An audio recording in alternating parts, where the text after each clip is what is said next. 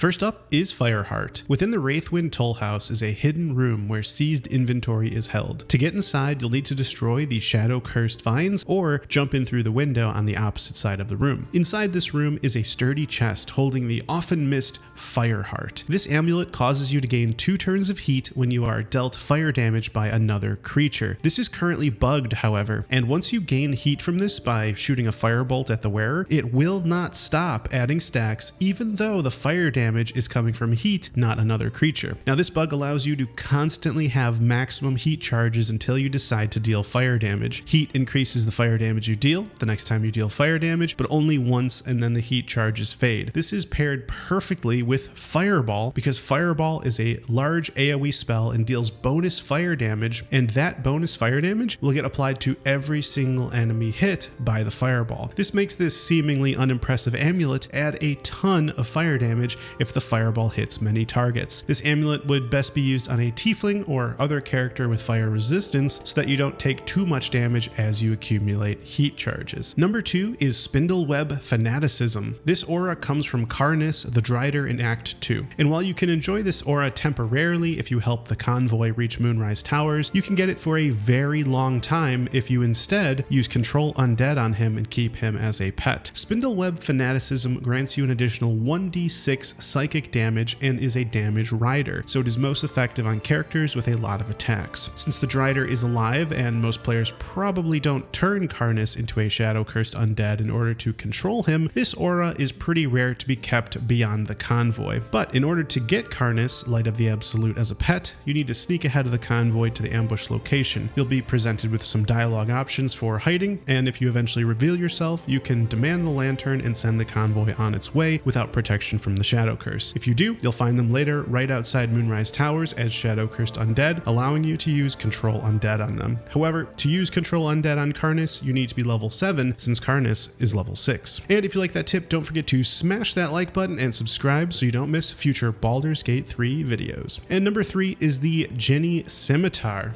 This weapon is unique because of the high poison damage it deals. It's also light, so you can dual wield them, and it is finesse, meaning it scales with your dexterity modifier if it is higher than your strength. Now to get this blade, you'll need to head over to the Stormshore Tabernacle in Act 3 and go into the basement. In there, you'll need to steal from the chest as a Cleric of Helm and then be healed after you receive the curse castigated by divinity. Once healed, you'll lose the curse and 2 Jenny will be summoned. They can be easily dispatched in a single turn by an Eldritch Blast Sorelock. Link to the build in the comments. After they've been slain, long rest, and upon your return, 2 pouches containing 2 Jenny scimitars will be on the floor. Also, I noticed that I needed to slay the Jenny on the ground floor of the tabernacle, not the basement, so I'd recommend the same for you just in case. These scimitars are certainly not a weapon we were meant to get, but very, very cool for their high poison damage. And number 4 is how to kill Ethel in the tea house before she flees. Now, if you do this, when you descend into her lair, you'll find her masked servants are actually friendly towards you now, and you will be able to talk to them and learn a little bit more about them and why they're there. To keep Ethel from leaving the tea house, all you need to do is cast Arcane Lock on the stairs leading to her lair. Then, during combat, when she tries to run,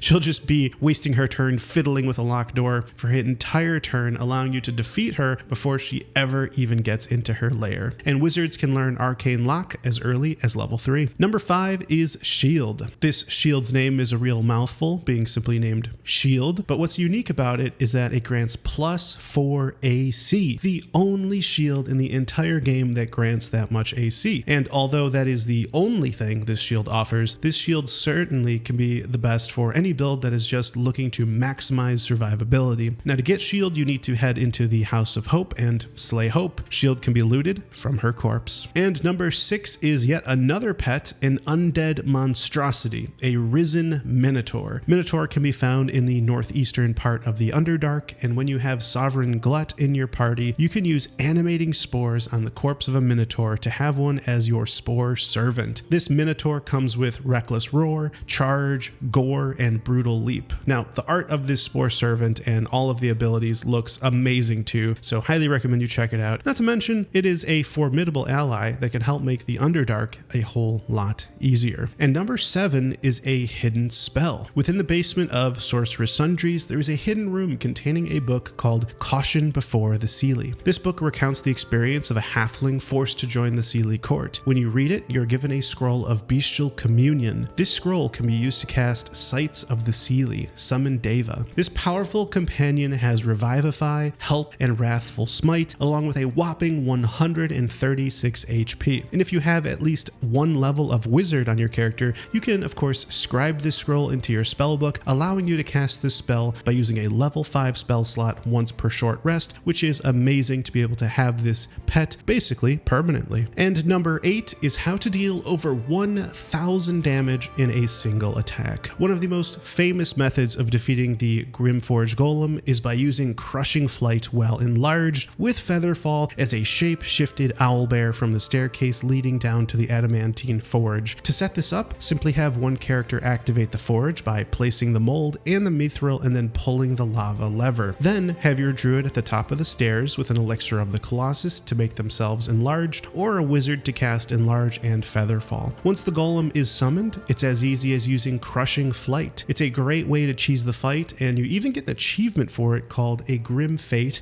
for killing the adamantine golem without using the forge hammer. And last at number 9, we have restoring all health and ability cooldowns without a rest or any items. By changing regions, your character can get all of their health back to full, and abilities that refresh on short and long rest are also restored. To do this, all you need to do is open the map and select a waypoint in another region. For example, if you're in Moonrise Towers, if you select the Emerald Grove Environs, those are 2 separate regions, and you'll get all your health and ability cooldowns back by teleporting there. You'll get a message letting you know that you're going to a new region and get asked for confirmation when this happens. This can be very useful if you don't want to take a long rest, because that means you'll have to refresh all of your buffs and all of your elixirs. Unfortunately, spell slots are not restored, so if you want to abuse this would work best for characters that don't rely heavily on spell slots. And number 10, a bonus tip: when it comes to arcane turrets, which can be found in Act 1 and 3, they have Sturdy, which means only a hit that deals at least 10 damage can deal damage to it. These turrets also have resistance to piercing, slashing, and fire damage, as well as total immunity to necrotic, psychic, and poison damage. This makes physical attacks that aren't bludgeoning very likely to not deal damage at all. However, these arcane turrets are also vulnerable to lightning damage, and with only 17 HP can be taken out easily by most lightning damage attacks. However, these turrets can also be easily deactivated by throwing a Sucer Bloom at them. Sucer Blooms emit an anti-magic field in a small radius which nullifies these turrets. Be warned though, if you move the flower, the tower will reactivate, so it's great for deactivating the turret, destroying it, and then doing the same for the next turret. And those are 9 insanely cool interactions you may have missed in Baldur's Gate 3.